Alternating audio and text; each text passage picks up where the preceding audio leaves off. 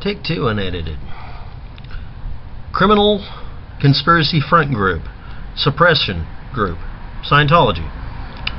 Potential trouble sources, suppressive persons.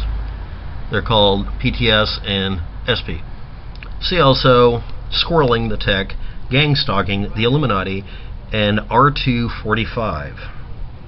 Some of you will see this in the title and know exactly where I'm going with this. Comment below if you wish. Investigate the pre-arrangement program at our Memorial Park now. You'll be glad you did. So will your family. That's a letter or a message that was sent from a cemetery to someone to make sure that they got a hint. Those who communicate with suppressive persons can face being branded a suppressive person themselves by Scientology. Associates of the branded SP are ordered to disconnect from that person, and those whose disastrous and suppressive acts are said to impede the progress of individual Scientologists or Scientology movement. We know a lot more about your institution and motives than you think. Joined at the hip with a collection of deadbeats, admitted liars, self-admitted perjurers, wife-beaters, and worse. You forgot to throw in bad breath. The end goal of this campaign is to have you institutionalized, ruin your reputation, and force you to retract your critiques of us. Or see your personal credit report details, bank information, home mortgage, credit card payments, home addresses, and social security numbers illegally retrieved from the National Credit Bureau and plastered all over the world, posted on telephone poles.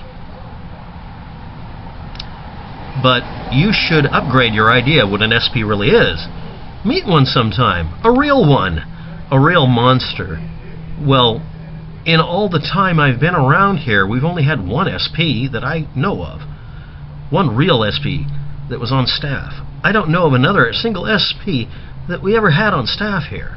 Isn't that interesting? You see all these SP orders and so on. Don't throw it around carelessly, because this is a very exaggerated condition, an SP. July 19th, 1966. The last part was a quote by L. Ron Hubbard saying you shouldn't misuse this expression and use it just to harass people, which is the only thing it's used for. The monster he created got out of his hands. Let's discuss that. We'll talk about tactics. Now, they're not really ordered 1 through whatever, and these aren't really the tactics list, because I'm trying to find the tactics list. If someone has it, I'd like a copy of it. But here's the top several. And like the rules of hacking, all rules are rule number 1, but really I'm just going to add in one hacker joke here. Rule 0 at the end. Tactic 1, increase suggestibility and soften up the individual through specific hypnotic or other suggestibility increasing techniques such as extended audio, visual, verbal, or tactile fixation drills, excessive exact repetition of routine activities, sleep restriction, nutritional restrictions. Get them scurvied. Next, tactic 2. Establish control over the person's social environment, time, and sources of social support by a system of often excessive rewards and punishments. Hyperbolic behavior. Social isolation is promoted. Contact with family and friends is abridged, as is contact with persons who do not share the group's approved attitudes, SPs. Economic and other dependencies on the group is fostered. Tactic 3. Prohibit disconforming information, non-supporting opinions in this group, in-group communication. Rules exist about permissible topics to discuss with outsiders. Communication is highly controlled, and in-group language is usually constructed. This is a lot like people saying, I'm dealing with, I'm a targeted person, and someone is using blue beams. Using specialized words like that makes it to where you isolate yourself from being understood. It's not a technical language. It's a way to make sure that no one understands what you're saying unless they're in the in-group, which is very, very little help for anybody here. Make the person... next tactic. But that in-group language has to be constructed. Next. Tactic 4. Make the person reevaluate the most central aspects of his or her experience of self. and prior conduct in negative ways. Everything you do is bad. We have to fix it. Efforts are designed to destabilize and undermine the subject's basic consciousness, reality awareness, worldview, emotional control, and defense mechanisms especially. The subject is guided to reintegrate and reinterpret his or her life's history and adopt a new version of causality that probably doesn't match reality. Tactic 5. Create a sense of powerlessness by subjecting the person to intense and frequent actions and situations which undermine the person's confidence in himself and his judgment. Number 6. Create a strong aversive emotional arousals in the subject by use of non-physical punishments such as intense humiliation, loss of privilege, social isolation, social status changes, intense guilt, anxiety, manipulation, and other techniques. Tactic 7. Intimidate the person with the force of the group. Sanctioned secular psychological threats. For example, it may be suggested or implied that failure to adopt the approved attitude, belief, and or consequent behavior will lead to severe punishment or dire consequences such as physical or mental illness, reappearance of prior physical illnesses, drug dependence, economic collapse, social failure, divorce, disintegration, failure to find a mate.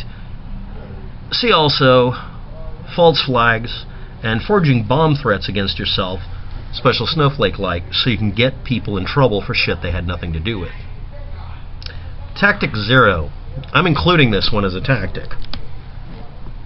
A method of getting this done. An enormously effective process for exteriorization, going clear. But its use is frowned upon by the society at this time. The R245.